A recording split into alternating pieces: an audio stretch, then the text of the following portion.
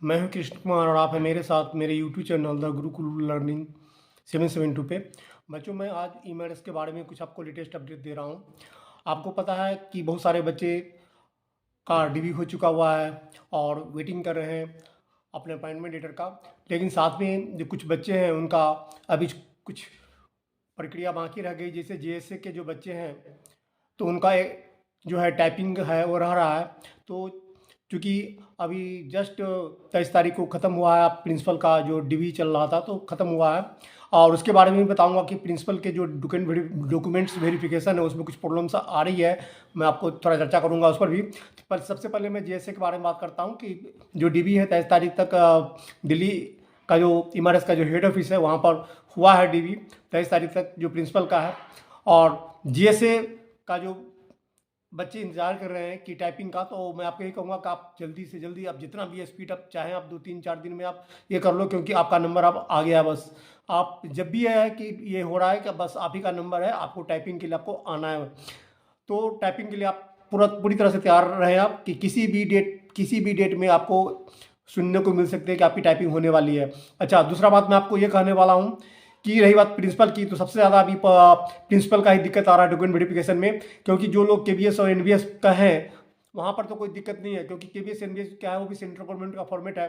तो और वहाँ पे जो प्रिंसिपल पोस्ट के लिए जो लेक्चरर के लिए जो टर्म एंड कंडीशन होता है, तो जो एनबीएस के बच्चे हैं या जो केबीएस के हैं, अगर उन्होंने वहाँ पर एज ए कॉन्ट्रेक्चुअल टीचर भी काम किया है तो उनको कोई दिक्कत नहीं हो रही। लेकिन कुछ बच्चे मैंने देखा कि जैसे बंगाल है या छत्तीसगढ़ से है, वहाँ पर क्या है कि अगर आपने व्याख्याता के पद पे अगर आपने लेक्चर के पोस्ट पर वहाँ पर काम कर लिया है तो वहाँ जो स्टेट गवर्नमेंट है वहाँ को उनको मतलब असिस्टेंट टीचर के रूप में मान्यता देती है। अब वहाँ पर क्या है कि यहाँ पर बहुत सारे बच्चों का पेपर्स बच्चे बता रहे थे हमें हेड ऑफिस में। जब मैं गया था आप लोगों का जो मैं वीडियो बनाया था तो उसमें बहुत सारे बच्चे मुझे मिले और उसमें उन्होंने ये कहा कि सर हम लोग जो प्रिंसिपल पोस्ट के लिए आए हुए हैं तो हम लोग रिटर्न जो है क्लियर कर चुके हैं, लेकिन हमारा डीबी में नाम नहीं आया। इसलिए नाम नहीं आया सर कि हमारे जो एक्सपीरियंस लेटर है ना उसमें असिस्टेंट टीचर लिखा हुआ है। जैसे कि वेस्ट बंगाल के कुछ बच्चे थे तो वहाँ पर असिस्टेंट टीचर वहाँ पर बोला जाता है, और कुछ और भी स्टेट के बच्चे आए हुए थे जिस जहाँ पर उनका चूँकि कई वो बच्चे बता रहे थे कि हमको 12.5 साल का हो गया, किसी का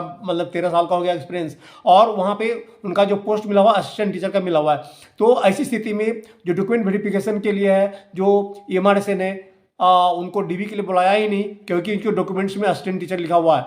क्योंकि जो भी एनबीएस और पीजीटी का जो होता है या एनबीएस में या जो आप केबीएस में देखते हैं तो वहाँ पर उनके जो एक्सपीरियंस लेटर होते हैं उसमें पीजीटी लिखा होता है। तो पीजीटी का अगर एक्सपीरियंस है उसमें टर्म एंड कंडीशन लगा होता है कि पीजीटी में कितने साल हुआ है, टीजीटी के तो कितने साल आपका अनुभव होना चाहिए, फिर आप प्रिंसिपल बनते हैं। तो वो लोग ये कह रहे थे कि हमारा जो पोस्ट है बस असिस्टेंट टीचर उसमें लिखा हुआ, इस वजह से इन्होंने ये नहीं किया हुआ। तो कुछ बच्चे बोल रहे थे कि मैं चैलेंज करूंगा। मैं उस बात पर नहीं जाऊंगा कि आप चैलेंज करेंगे, आपका राइट होता है क्या करना नहीं करना है। लेकिन यह है कि एमआरएस को भी ध्यान देने की बात है। ये तो सेंट्रल और स्टेट गवर्नमेंट के बीच का मामला हो गया ना। अगर कहीं पे आप उनके जो पोस्ट है जो उनका जो पोस्ट है उनके लिए जो रिक्वायरमेंट क्वालिफिकेशन आप देखो ना, अगर उन्होंने पीजीटी कर रखा है और आप देख लो उनका कितने साल का एक्सपीरियंस है।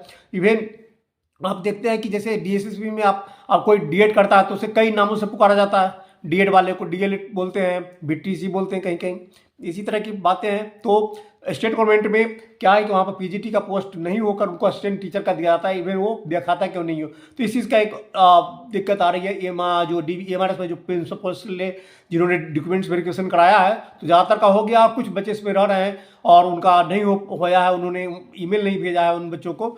तो एक है जो प्रिंसिपल का जो पोस्ट है उनके लिए है कुछ दिक्कत है। और मैं आपको तीसरा जो बात बताने वाला हूं कि जो बीपीएससी जो बीपीएस में, हाँ, जो बीपीएससी जो बिहार से जो क्लियर किए हैं, यूपी के बच्चे जो क्लियर कर चुके हैं वहाँ पर टीचिंग के पोस्ट के लिए पीजीटी के लिए या टीजीटी के लिए, तो कई लोगों को वहाँ पर ज्वाइनिंग मिला हुआ है, लेकिन वो लोग ज्वाइनिंग नहीं ले रहे हैं क्योंकि उनका एमआरएस में भी सिलेक्शन हो गया है। अब क्या है कि उनके साथ दिक्कत आ रही है कि बार बार हमें कमेंट कर रहे हैं, फोन भी कर रहे हैं कि सर मैं क्या करूँ, मैं ज्वाइन करूँ नहीं करूँ, बिहार गवर्नमेंट कितना सा डिले होगा। अब ये बताओ कि अगर आपने ज्वाइन करते हैं बिहार गवर्नमेंट में, मान लिया कि रिजल्ट आपका 1 महीना 15 दिन, अब मैं एक्यूरेट डेट अभी आपको नहीं बता सकता जब तक ऑफिशियल आपको नहीं मिल रहा है।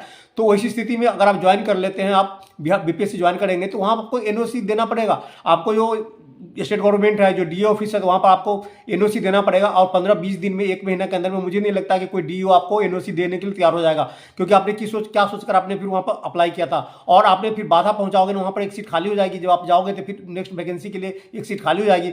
तो अगर आप ड्यूटी छोड़ोगे, वहाँ पर एमआरएस में ज्वाइन करते हो, तो आपको सर्च करेंगे कि आप हो कहाँ, आपको इवन आपको पेपर में भी नाम दिया जाएगा कि किस कारण से आप नहीं आ रहे हो। तो फिर अगर उनको किसी भी तरह से मालूम हो गया कि आप एमआरएस में ज्वाइन कर आपने किया है, तो एमआरएस में भी आपको कोशिश करेंगे ढूंढने का और हो सकता है आप पर केस भी दर्ज, मुकदमा कर देते। ये थोड़ा लंबी प्रक्रिया है। तो मैं तो यही कहूँगा, मेरा जो एक्सपीरियंस है, मैं तो यही कहूँगा, कोई नहीं, 15 दिन 1 महीना जो भी है, आप इतना दिन से जॉब नहीं किए तो कोई बात नहीं, थोड़ा दिन आप ये कर लो, क्योंकि आपको एनओसी लेने में फिर आपको दिक्कत होगी। आप सिर्फ सैलरी के लिए सोच रहे हो कि नहीं हमें सैलरी 1-2 महीना एक्स्ट्रा मिल जाएगा, 1-1.5 महीने मिल जाएंगे, तो फिर आप सोचो, क्योंकि उसमें एनओसी लेना कोई आसानी नहीं है, बहुत आपको मुश्किल सामना करना पड़ेगा।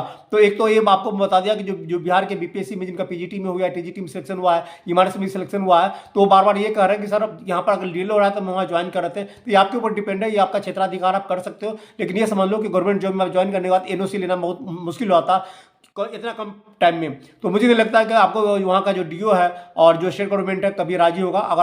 अगर चुपके से आप कर लेते हैं, आप एमआरएस में आ जाते हैं बिना बताए, तब भी वो उनको मतलब आप पर केस फाइल करने का मौका मिल जाता है, फिर आपकी नौकरी भी जा सकती है। तो आप थोड़ा सावधानी बरतें इस चीज़ को। छोटा सा वीडियो था मेरा, अगर आप चैनल को लाइक करते हैं, सब्सक्राइब करें इसको, और नेक्स्ट वीडियो में मिलते हैं। Thanks for watching.